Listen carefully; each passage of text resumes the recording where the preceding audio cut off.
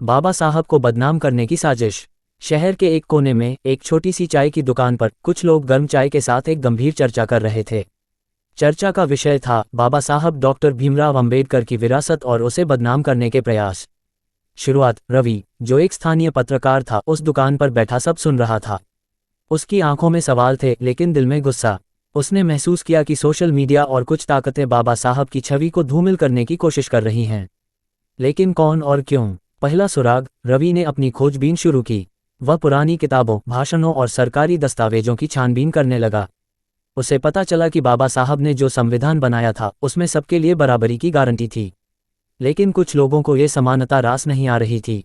रवि को समझ आया कि ये लोग वही थे जो अपने विशेषाधिकार को बनाए रखना चाहते थे। साजिश का पर्दाफाश। रवि ने अपने एक करीबी दोस्त नीरज से बात की, जो एक हैकर था। नीरज ने बताया कि एक बड़ी पब्लिक रिलेशंस एजेंसी, जिसे गुप्त रूप से कुछ शक्तिशाली लोग फंड कर रहे थे, सोशल मीडिया पर गलत जानकारी फैला रही थी। वे बाबा साहब के विचारों को तोड़ मरोड़ कर पेश कर रहे थे ताकि उनकी छवि को नुकसान पहुंचाया जा सके। रवि की खोज। रवि ने इस बात को जनता तक पहुंचाने का फैसला किया। उसने अपने अखबार में लेख लिखना शुरू किया। लेकिन एक रात जब वह अपने घर लौट रहा था, उसे एक अनजान नंबर से कॉल आया। दूसरी तरफ की आवाज ने कहा, तुम्हारे पास जो जानकारी है उसे दबा दो, वरना तुम्हारी कहानी यहीं खत्म हो जाएगी। सस्पेंस का मोड़। रवि डर गया लेकिन उसने हार नहीं मानी। अगले ही दिन उसने पुलिस में रिपोर्ट दर्ज कराई। उसे समझ आया कि यह लड़ाई सिर्फ उसकी नहीं थी, बल्कि उन सभी लोगों की थी जो समानता और न्याय में विश्वास रखते थे। अंजाम। रवि और नीरज ने मिलकर एक डॉक्यूमेंट्री बनाई जिसमें उन्होंने सारी साजिशों का पर्दाफाश किया। ये वीडियो वायरल हो गया और लोगों ने बाबा साहब के प्रति फैलाए गए झूठ को नकार दिया। सीख। बाबा साहब का सपना था समता, स्वतंत्रता और बंधुता का भारत। लेकिन हर बार जब कोई उनके विचारों को बदनाम करने की कोशिश करता है तो सच्चाई सामने आकर उनकी महानता को और मजबूत करती है। आखिरी सवाल, क्या हम भी इस साजिश का हिस्सा बन रहे हैं या सच्चाई का साथ दे रहे हैं? चुनाव आपका है। जरूर। आइए इस विषय को और विस्तार से समझते हैं। बाबा साहब डॉक्टर भीमराव अंबेडकर का जीवन और उनकी विचारधारा एक प्रेरणा है। उनके खिलाफ साजिशों के पीछे कई ऐतिहासिक और सामाजिक कारण हो सकते हैं जिन्हें समझना और उजागर करना जरूरी है। 1. इतिहास का तोड़ मरोड़। अक्सर इतिहास को इस तरह प्रस्तुत किया जाता है जिससे कुछ विशेष वर्गों को फायदा हो। बाबा साहब ने न सिर्फ दलित समाज बल्कि सभी वंचित वर्गों के लिए आवाज उठाई। ये काम उनके समय के कई ताकतवर समूहों को रास नहीं आया। उनके विचारों और कामों को कमजोर करने के लिए झूठे प्रचार किए गए। 2. समानता से असमानता को खतरा। बाबा साहब ने जातिवाद और छुआछूत को खत्म करने की बात की, जो कि समाज के ऊंचे वर्गों के लिए चुनौती थी।